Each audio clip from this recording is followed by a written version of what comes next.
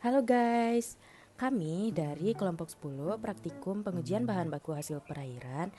Nah, di sini kami akan menjelaskan mengenai materi spektrofotometri UV vis. Nah, sebelumnya kita perkenalan anggota kelompok dulu yuk. Saya Destri Nabila, NIM C381835. Saya Rinaldi Diriskian, NIM C381030. Saya Rasya Rukmawanggi Nikita, NIM C34180053. Saya Mega Duyanti, NIM C341800015. Saya Ayunda Jasmine Rasid, NIM C34180023. Departemen Teknologi Hasil Perairan, Fakultas Perikanan dan Ilmu Kelautan, Institut Pertanian Bogor 2020. Nah, kita langsung saja ke penjelasan materinya ya. 1728 sampai 1777. Jerman Johann Heinrich Lambert, seorang ahli matematika, menemukan radiasi monokromatik, jumlah cahaya yang diserap berbanding lurus dengan panjang jalur cahaya melalui material dan tidak tergantung intensitas cahaya. Tahun 1997 sampai 1850, Wilhelm Wierth menemukan bahwa larutan encer berhubungan linier antara konsentrasi analit dengan absorbansi. Di tahun 1813 sampai 1873, Henry Ben Jones, seorang ahli kimia klinis, menggunakan spektroskopi untuk mendeteksi lithium pada urin, dan 11 sampai 1899, Jerman Robert Wilhelm Bunsen dan Jerman Gustav Robert Kirchhoff menemukan dua unsur baru yaitu rubidium dan cesium. 35 sampai 1907, Agustus Druck bekerja dengan Henry Ben Jones melakukan analisis fluoresensi. 1900 1900 sampai 2004, Arnold O. Beckman mengenalkan spektrofotometer UV komersial untuk pertama. Sumber cahaya atau lampu memancarkan semua warna cahaya, yaitu cahaya putih. Cahaya tersebut akan melalui celah dan kuvet yang disebut dengan monokromator. Monokromator ini akan memilih satu panjang gelombang yang akan dikirimkan ke sampel menuju detektor. Detektor ini akan mendeteksi panjang gelombang cahaya yang telah melewati sampel dan akan ditampilkan pada recorder atau komputer sehingga hasil data berupa spektrum.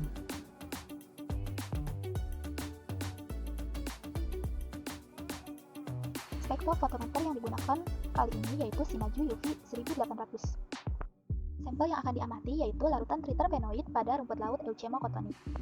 Menyalakan spektrofotometer ini, tekan tombol on yang ada pada sisi kanan spektrofotometer.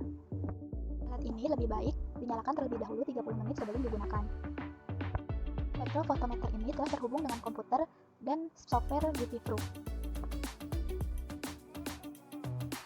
Dasarnya, spektrofotometer ini dapat digunakan tanpa komputer, namun akan lebih baik jika menggunakan komputer agar memudahkan cara pembacaan dari hasil pengamatannya. Cara penggunaannya yaitu pada menu Windows, tekan aplikasi UV-Probe, kemudian tekan PC Control pada Spektro, dan konekkan pada komputer. Kemudian pilih menu Spektrum, klik Edit, kemudian pilih Method, dan atur panjang gelombang dari 200 sampai 800 nanometer. Kemudian klik OK. Kuvet terlebih dahulu dilakukan baseline. Kemudian diisi dengan larutan blanko. Di sini kita menggunakan Aquades. Kemudian bersihkan permukaan kuvet dengan menggunakan tisu. Setelah itu kuvet dimasukkan ke spektrofotometer.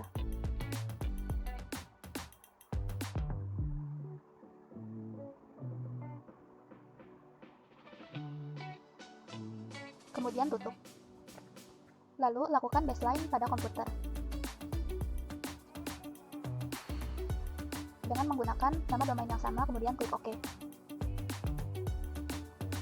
Setelah dilakukan baseline, kemudian kita dapat melakukan pengukuran dengan mengganti kuvet pada sisi sampel dengan sampel yang akan kita ukur absorbansinya.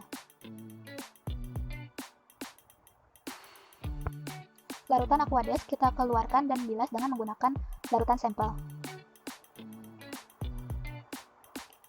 Kemudian masukkan sampel ke dalam kuvet dan bersihkan permukaan luarnya dengan menggunakan tisu. Kemudian masukkan kuvet ke dalam tempat sisi sampel. Lalu klik Start pada komputer.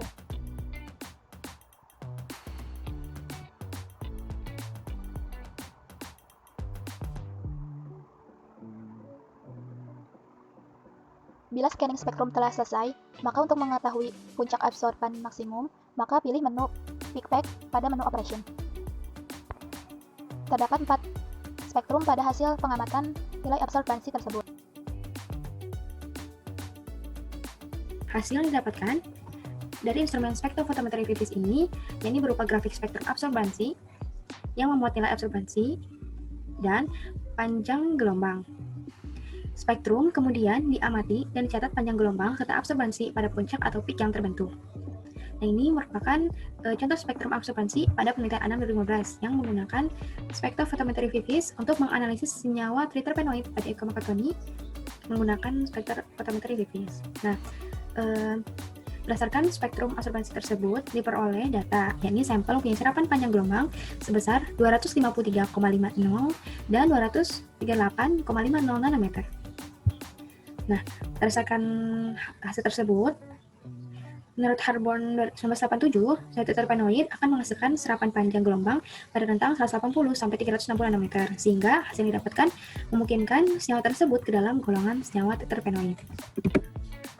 Dan untuk aplikasi dari penggunaan instrumen spektrofotometri VIVIS ini dapat digunakan pada analisis kualitatif dan kuantitatif, namun lebih banyak digunakan untuk analisis kualitatif.